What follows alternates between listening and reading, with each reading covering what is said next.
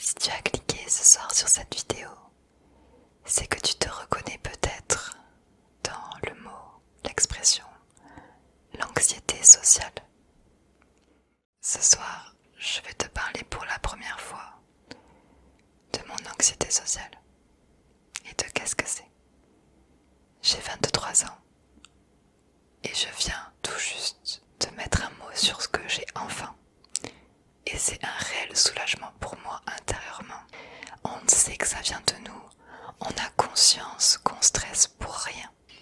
Et du coup, c'est ce qui fait que je suis comme ça. Et je l'assume. On n'a pas besoin d'être comme tout le monde. Est-ce que toi aussi ça t'est déjà arrivé de pas réussir à répondre au téléphone parce que tu ne sais pas qui c'est? Ou alors tu sais qui c'est mais t'as peur de répondre, d'avoir peur de composer un numéro de téléphone pour commander une pizza, pour appeler le plombier. Ce sont des symptômes de l'anxiété sociale.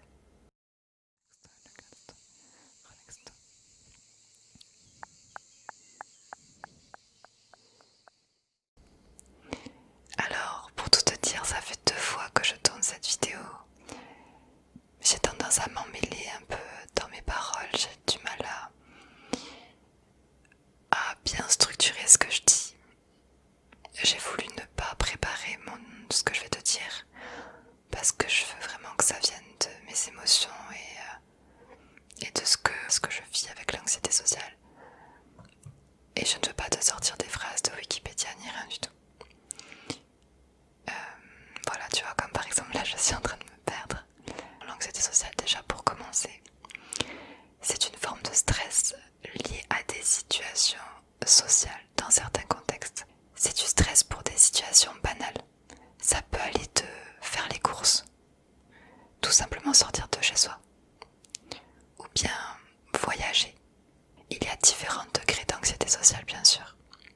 Et pourquoi j'ai envie de parler de ça? Parce que j'aimerais que les gens sachent que l'anxiété sociale, c'est un trouble. Et ce n'est pas juste du stress. On est tous sujets au stress, que ce soit au travail, à l'école, etc. C'est déjà éprouvant comme ça. Et l'anxiété sociale, c'est quelque chose d'encore plus éprouvant. Par exemple,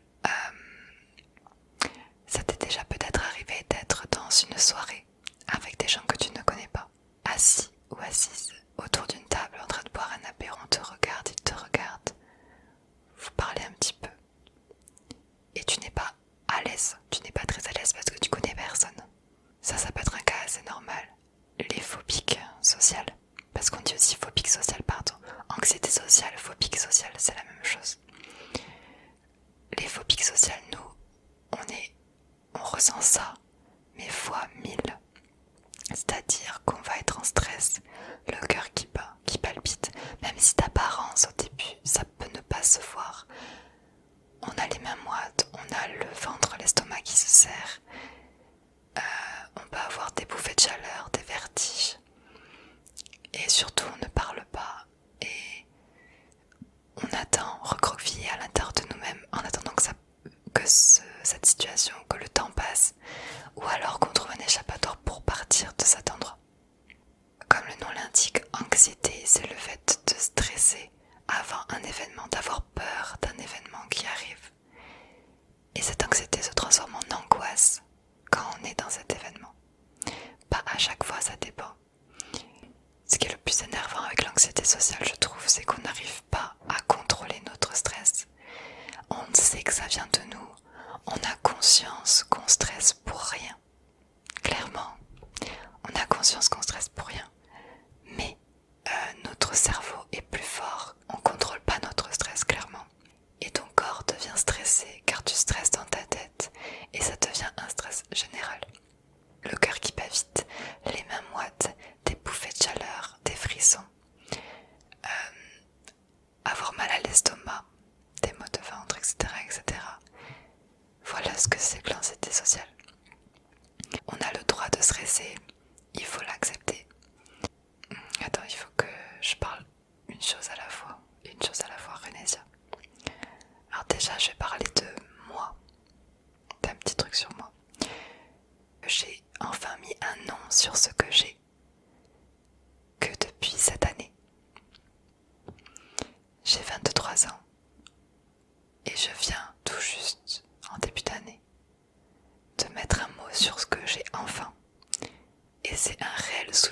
pour moi intérieurement que de savoir que c'est quelque chose scientifiquement, comment dire, c'est un trouble, c'est un... Tu t'as compris. Et avant ça, je pensais que je stressais juste et que je stressais trop et qu'il fallait que j'arrête de stresser parce que faut pas stresser trop, personne ne stresse trop.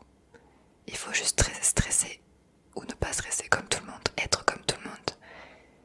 Et du coup j'ai toujours gardé ça au fond de moi et je me suis toujours contredit en disant non, ne stresse pas, ne stresse pas. Et depuis je sais que j'ai ça, mais ça me fait un certain soulagement d'un certain côté parce que quand je stresse je l'assume, je laisse faire, je laisse faire. Ça je viendrai pour les astuces plus tard. Est-ce que toi aussi ça t'est déjà arrivé de ne pas réussir à répondre au téléphone? Est-ce que ça t'est déjà arrivé aussi d'avoir peur de composer un numéro de téléphone pour le travail, pour commander une pizza, pour appeler le plombier? Ce sont des symptômes de l'anxiété sociale. Je sais que souvent l'anxiété sociale vient des stress qu'on a vécu au cours de notre vie, qui s'est ancré là-dedans et qui fait que, sans s'en rendre compte, on a déjà peur des situations qui vont arriver bientôt. C'est le confinement qui m'a fait comprendre ce que j'avais. Parce que pendant le confinement, c'est bizarre à dire, mais j'ai été heureuse. Parce que je n'étais plus obligée de sortir de chez moi. J'étais tout le temps dans ma zone de confort et je ne ressentais plus aucun stress. Le problème, c'est qu'à la fin du confinement, quand on a dû tous ressortir, eh ben c'était l'angoisse, pire qu'avant. Vraiment, c'était horrible. J'ai passé un été douloureux. Même si je suis partie à la plage, même si au fond de moi je l'ai mal vécu, c'était pas des bons souvenirs et je sais que je regarderai pas des bons souvenirs. À chaque fois que je suis partie pendant les vacances, j'ai fait des crises d'angoisse, de l'anxiété sociale, j'y arrivais plus. Alors je vous parlerai des solutions que j'ai testées. Mais bon. Bref, si toi aussi tu as des anecdotes à nous parler dans le chat, dans les commentaires, n'hésite pas. Je me rappelle quand j'étais au collège d'une situation qui m'a profondément marquée et je crois que ça m'a traumatisée. Les cours pour moi c'était vraiment trop strict. D'ailleurs je suis contente d'avoir fini. Je sais qu'il y a beaucoup de gens comme vous, peut-être toi, qui ont du mal avec les cours parce que c'est beaucoup d'obligations. Nous sommes beaucoup angoissés pour les cours. Moi ce qui m'avait traumatisée, je sais pas toi, mais c'est le fait qu'on n'ait pas le droit d'aller aux toilettes quand on veut. Alors ça dépend des collèges, mais à mon collège, il s'ouvrait les toilettes que à la récréation. C'est-à-dire à 10h, puis à midi, puis à 15h30, 15h15 et à 17h. Parce que sinon il y avait des gens qui s'amusaient dans les toilettes et du coup ils devaient fermer. Les toilettes étaient fermées à clé. Et du coup ça m'a provoqué un stress, ton cerveau qui ordonne à ton corps. Et ça provoque l'effet inverse de ce que tu veux pas, c'est-à-dire j'espère ne jamais avoir envie d'aller aux toilettes pendant que c'est fermé à clé. Et malheureusement, le nombre de fois où j'ai dû lever la main en plein cours, la honte. Alors un phobique social déteste qu'on porte le regard sur lui et déteste les situations honteuses. Et moi, souvent je levais la main pour aller aux toilettes. Et je devais aller à la vie scolaire, au CPE, pour demander les clés, pour que quelqu'un m'accompagne et m'ouvre les toilettes. Et à chaque fois c'était le même scandale en mode tu peux pas attendre 1 heure, tu peux pas attendre 2 heures, nanana, retiens-toi, etc., etc. Et toute cette pression, je me sentais enfermée en fait. Ça m'a totalement bloquée. Deuxième situation au collège. Quand t'as faim, le matin vers 11h, 11h30, t'as le ventre qui gargouille parce que t'as faim. Ce qui est tout à fait naturel. Sauf que souvent en classe c'est très silencieux. Et du coup, quand tu as le ventre qui gargouille, tout le monde se retourne vers toi. Alors il n'y avait pas forcément de moquerie ni rien. Les gens des fois ils rigolent en mode t'as faim, tu vois, ton ventre il gargouille. Alors c'est tout bête dit comme ça, peut-être que pour certains ça va paraître anodin. du recul, je me rends compte que c'était rien. Mais à ce moment-là, j'étais au bout de ma vie. Et du coup, pareil, je grignotais en cachette dans mon sac de cours. J'avais toujours des trucs à grignoter pour essayer de faire taire mon ventre. De faire taire mon ventre. Et en plus, on n'est pas droit de grignoter, de manger. Et malheureusement, mon anxiété sociale, mon esprit qui prend le contrôle sur mon corps, j'avais systématiquement le ventre qui gargouillait. Et plus j'y pensais, plus il gargouillait fort. Bon, en vrai, je me suis jamais vraiment fait remarquer, mais j'ai toujours eu cette peur, parce que c'est dû m'arriver une fois que les gens se retournent en mode « Oh, t'as le ventre qui gargouille ». Bref, c'est bête, hein, mais ça m'a complètement stressée et j'avais trop peur de l'heure de cours, 11h midi. C'était ma phobie. Phobie. Impossible pour moi. Et malheureusement, il fallait que j'affronte ça parce que j'avais pas le choix. Voilà. Il y a plein de trucs comme ça. Pareil, quand on fait des longs voyages, quand on était en famille, comme c'était long voyage et que t'as envie d'aller aux toilettes, rien de plus naturel que de s'arrêter sur une aire d'autoroute. Mais des fois, tu passes dans les routes de campagne et tu n'as pas d'aire d'autoroute pendant 2 heures. Pareil, anxiété sociale. Je faisais des crises d'angoisse et tout. C'était les souvenirs les plus anciens, on va dire que je me souvienne. Je sais que j'en ai vécu beaucoup d'autres, mais des fois mon cerveau a essayé de les oublier. Mais il y a plein de trucs comme ça qui ont fait que je stressais et que je gardais tout pour moi. Je m'interdisais de stresser parce qu'on me disait toujours autour de moi « Pourquoi tu stresses ? Tu es heureuse. Tu as tout pour être heureuse. Tu as l'éducation, tu as la bonne santé, tu as une super famille, tu as une maison, un toit sur lequel dormir. » Ah oui, j'en suis totalement consciente. Et c'est ça qui me rend le plus mal. C'est que je ne contrôle pas ce stress. Alors que je sais que j'ai tout pour être heureuse. Et que même toi, tu dois penser pareil. Des fois, t'es heureux, t'as tout pour être heureux. Mais tu ne l'es pas. Parce qu'on ne le contrôle pas. Même un scientifique pourrait vous dire que c'est quelque chose d'hyper complexe. C'est pour ça que s'il existe plein de troubles, que ce soit psychologique, en dehors de l'anxiété sociale, il existe plein de troubles qui se passent dans la tête et c'est pareil. C'est tout un engrenage. Il y a le subconscient aussi qui enregistre des souvenirs que toi-même tu ne te souviens plus. Enfin bref, c'est...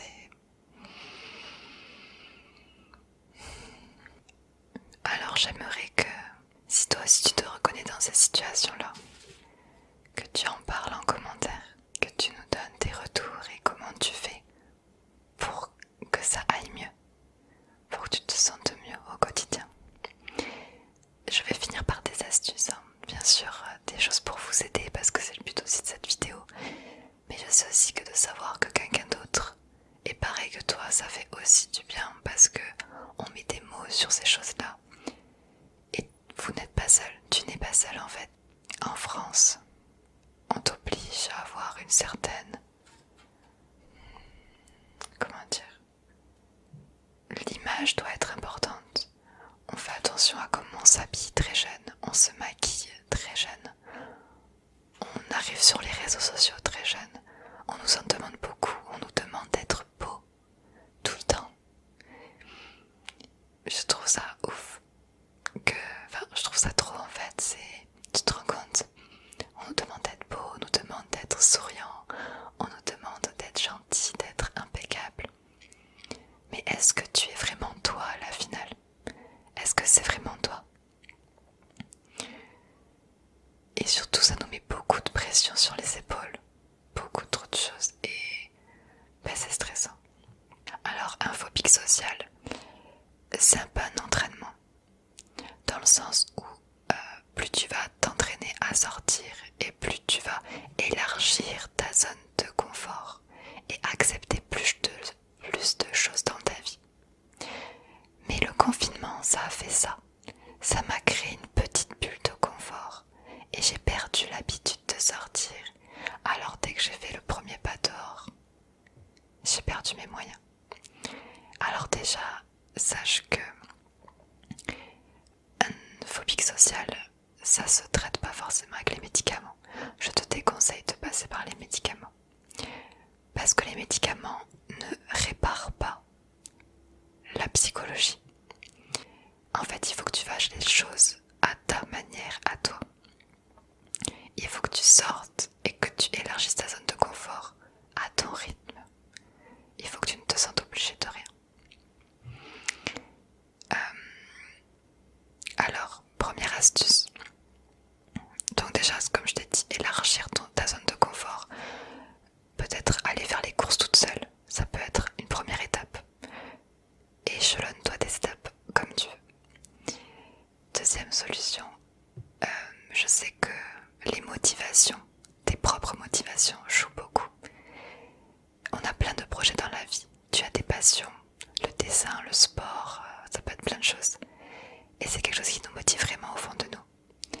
Utilise cette motivation pour te faire sortir et tester des choses. Par exemple, tu adores la danse. Au fond de toi, tu as vraiment envie de faire un spectacle de danse.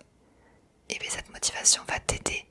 Et souvent, quand ça vient de nous, quand les phobies sociales on sort et que ça vient de nous, on a beaucoup moins de mal à sortir parce qu'en fait, au fond, on prend du plaisir et le stress ne nous envahit pas. J'ai déjà testé plein de fois. Quand je suis forcée par quelqu'un de faire quelque chose, la plupart du temps, 80% je stresse. Par contre, si ça vient de moi et c'est moi qui ai pris l'initiative de sortir ou de faire cette activité-là, là souvent ça se passe très très bien. Ensuite, quand tu es dans une situation où il y a des gens autour de toi, tu es dans une pièce assez petite, etc., peu importe des situations que tu n'aimes pas, et que tu sens que ton angoisse monte, tu t'en sors pas. Tu te poses, tu regardes fixement quelque chose. Si tu le peux, tu fermes les yeux. Tu fermes les yeux. Et tu te concentres sur ta respiration. Tu te forces à respirer lentement. Et ça demande beaucoup de concentration de faire ça, surtout quand t'as le cœur qui bat assez vite. Du coup, le fait de te concentrer, tu vois, ça rend vraiment bien. Et fais-le tout le temps. Ne t'arrête pas. Parce que même si tu le fais 5 minutes, on sait très bien qu'après, la situation n'a pas changé, donc ça revient. Enfin, moi, ça me fait ça. Du coup, je reste concentrée sur ma respiration pendant toute la soirée. Ça m'empêche pas de parler avec les gens. Et je reprends ma respiration après. J'essaie de faire tout en même temps. Quatrième astuce. Maintenant que tu sais que le stress, tu as le droit, que c'est quelque chose, c'est un symptôme que beaucoup de gens ont, il faut que tu l'acceptes. Assume-le. Assume d'être quelqu'un qui stresse. Pourquoi on n'aurait pas le droit? Moi je le dis, je fais de l'anxiété sociale, je stresse facilement dans des situations. Et depuis que je le dis, que je l'assume, ça j'aurais pas pu, il y a un an j'aurais pas pu le faire. Maintenant que je l'assume, eh ben je sais que les gens autour de moi sont au courant. Donc s'ils me voient pas très bien, ils vont me laisser respirer. Tout simplement. Et les situations ne sont pas malaisantes.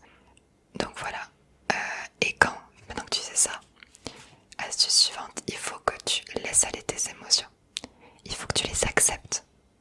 Et dis-toi, ok, ben vas-y, je stresse. De toute façon, ça peut pas être pire. Qu'est-ce qui te fait peur? Que tu stresses, t'as l'habitude de stresser. Alors laisse faire, tu dis ok, vas-y. Vas-y mon corps stresse, vas-y montre-moi. Et souvent quand tu fais ça, en fait ton stress ne prend pas plus d'ampleur. C'est le fait d'essayer de ne pas stresser. Que le stress essaye de pousser les murs. Mais s'il n'y a pas de mur, et bien le stress il se disperse. Ça aussi c'est quelque chose que j'avais pas compris. J'ai 23 ans et j'ai compris ça il n'y a pas longtemps. Et ensuite, dernière petite astuce, je te conseille aucun médicament. La seule chose que je te conseille, c'est un médicament gratuit à la pharmacie, ça coûte 5 € il me semble. Ça s'appelle Zenalia. Zenalia. Quand tu sens que ton angoisse monte, tu le prends, tu le mets sous la langue. Déjà le fait que tu te concentres sur le goût, ça c'est assez bon je trouve, sur le goût, ça te calme. Et je pense que doit y avoir des petites herbes aromatiques ou quelque chose comme ça. C'est la seule chose qui fonctionne sur moi. Pour te parler un peu de mon expérience avec les médicaments anti-stress, clairement, j'ai quasiment tout testé. La plupart de ce que j'ai testé, c'était sans ordonnance, parce que j'avais trop peur d'aller chez le médecin et de parler de mon problème. Surtout qu'avant j'étais mineure, du coup il fallait être accompagnée d'un parent pour aller chez le médecin, enfin bref, j'étais pas capable d'aller toute seule. Pour moi donc comme je te le dis c'est le Zenalia. J'ai testé aussi le Rescue, des choses avec base de plantes aromatiques ou médicinales, ça n'a pas fonctionné. Et il n'y a pas si longtemps que ça, après le confinement, c'était tellement un enfer, c'était tellement handicapant pour moi, je vous jure, j'étais proche de la dépression, que du coup je suis allée voir mon médecin traitant. Et je lui ai enfin avoué ce que j'avais. C'était, je pense pas que ce serait si compliqué et à la fois si soulageant que ça. Alors du coup j'ai beaucoup discuté avec lui, il m'a dit que le médicament le plus haut de ce qu'on peut avoir, c'est les antidépresseurs. Alors je vous stoppe direct, c'est pas du tout la solution. J'en ai jamais pris et j'en prendrai pas. Même mon médecin m'a interdit d'en prendre. C'est vraiment si on a fait tout ce qui était nécessaire avant. Si on a testé l'hypnose, la psychologie, les thérapies, tout testé. Il m'a dit déjà de faire de l'hypnose. Alors je fais de l'hypnose grâce à mon copain qui est hypnothérapeute. Et ça m'aide, ça me relaxe beaucoup et je pense que sur le long terme ça peut vraiment aider l'hypnose. Et du coup mon médecin traitant m'avait prescrit des anxiolytiques. Donc les anxiolytiques, voilà, c'est des médicaments forts, très forts, contre le stress. Pareil, je conseille pas du tout, ça a fait un ravage sur moi, ça n'a absolument pas fonctionné. Il faut savoir que les anxiolytiques, il y a des effets secondaires. Les anxiolytiques, éviter, ça retourne vraiment l'estomac où il y a d'autres effets secondaires. Personnellement, les astuces dont je vous ai parlé, comme le fait de respirer, l'assumer autour de soi, c'est ce qui marche le mieux. Quand j'avais 14-15 ans, j'avais déjà conscience que je stressais. Et je m'étais dit qu'avec le temps, en grandissant, ça allait passer. Alors ça passe. L'anxiété sociale prend une forme plus mature, plus responsable. On a conscience de ce qu'on a, alors on le gère mieux. On sait comment fonctionne notre corps. Alors je sais qu'on peut l'enlever cette anxiété sociale. Personnellement, j'y suis pas encore. Et j'ai peur que ça... Enfin, j'ai peur. Je pense que ça fait partie de moi et qu'il faut que je l'accepte comme ça. Donc je pense que je suis un rare cas qui va devoir peut-être vivre avec, enfin j'en sais rien. Il y a des situations dans lesquelles par contre je ne vais pas stresser. Alors je sais pas pourquoi, mais il y a des choses qui me rendent bien. Par exemple, faire du patin à roulettes, du roller quad. J'ai jamais stressé, j'ai jamais vécu d'épisodes stressants avec ça. Du coup je me sens hyper libre et heureuse quand je les mets. Je pense que c'est parce que je suis tellement concentrée sur mes pieds et sur l'équilibre que j'ai pas le temps, mon cerveau n'a pas le temps de penser à autre chose. Je suis concentrée à fond. Je n'ai pas de moment de répit. Parce que souvent quand on stresse, c'est quand on n'a pas de moment, c'est quand on a un moment de répit et qu'on pense. Si tu nous laisses penser dans un coin pendant une soirée, on va se mettre à stresser. Alors que si on est à fond dans une activité, souvent ça passe mieux. Je sais pas si ça vous fait ça aussi. J'ai tourné cette vidéo beaucoup de fois, donc je pense qu'il y aura pas mal de coupures, de montage, etc. Donc je sais pas si j'ai pu tout aborder, je sais plus trop comment j'ai structuré ça, mais j'espère que ça va t'aider. J'espère que tu vas me donner tes retours. Que peut-être le fait de t'avoir parlé de l'anxiété sociale, ça a pu t'aider et que toi aussi tu vas pouvoir l'assumer. Et quand on l'assume, ça aide vraiment. Moi vraiment ce qui m'a aidé c'est ça, c'est que je commence à le dire autour de moi. Ou j'aime pas le dire directement, mais par l'intermédiaire des réseaux sociaux, etc. Je sais que ça commence à se savoir. Et ça me fait du bien. Parce que voilà, c'est ce que je suis. C'est la personne que je suis. Il y a beaucoup de gens qui me connaissent depuis que je suis petite et qui m'ont toujours considérée comme une fille timide, discrète. Alors oui, mais c'est parce que aussi j'ai toujours été stressée du côté social. Et du coup, c'est ce qui fait que je suis comme ça. Et je l'assume. On n'a pas besoin d'être comme tout le monde, d'être la personne la plus célèbre de son groupe de potes.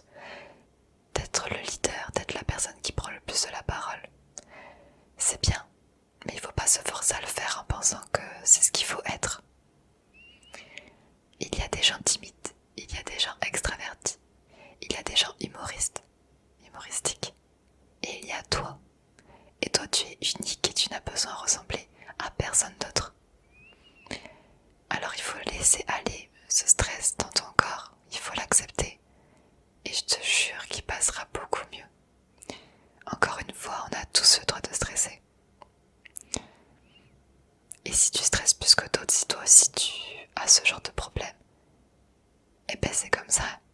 Voilà. Je sais pas comment expliquer tout ça. C'est quelque chose vraiment qui me touche beaucoup. C'est l'anxiété sociale, ça fait partie. Ça prend une grande partie dans ma vie. Heureusement que j'ai mon copain qui fait de l'hypnothérapie et qui du coup m'aide beaucoup pour ça. Et puis avec le temps, je commence à m'y habituer. J'ai la chance aussi d'avoir fini mes études, de travailler depuis chez moi. Et c'est pour ça que je veux vraiment arriver à être graphiste indépendante. Parce que c'est ce que j'aime. Je veux pouvoir gérer mes sorties toute seule. Je veux que si je sors, ça vienne de moi, ma propre motivation, pour ne pas... J'ai besoin de stresser en fait. Je ne veux plus être obligée de faire tout ça. Je veux vivre mon anxiété sociale avec moi-même comme je le souhaite. Voilà. Et je me suis dit que j'ai pas besoin d'avoir beaucoup d'amis. C'est que des clichés de la société. Tout le monde veut que tu sois populaire, que tu aies des amis, que tu sois capable de plein de choses. Eh ben non, je suis pas comme ça. Et on n'est pas tous comme ça. Faut arrêter de se mettre la pression tout le temps. J'aurais beaucoup de choses à dire. Si tu veux que je fasse d'autres vidéos pour en parler plus, pour parler plus précisément de certaines choses, n'hésite pas, surtout pas à m'en parler en commentaire. Donne-moi des idées de vidéos sur ce sujet. C'est vraiment très psychologique. Ça paraît très instable aux yeux de certaines personnes parce qu'elles ne comprennent pas. Et même peut-être que toi tu n'as pas du tout ce genre de problème. Mais du coup peut-être que tu pourras mieux comprendre les gens autour de toi. Pourquoi des fois c'est possible qu'ils refusent de faire telle ou telle sortie. Ça n'a rien à voir avec toi. Souvent c'est parce qu'elle en est tout simplement pas capable. Voilà. Merci d'avoir suivi cette vidéo, merci beaucoup.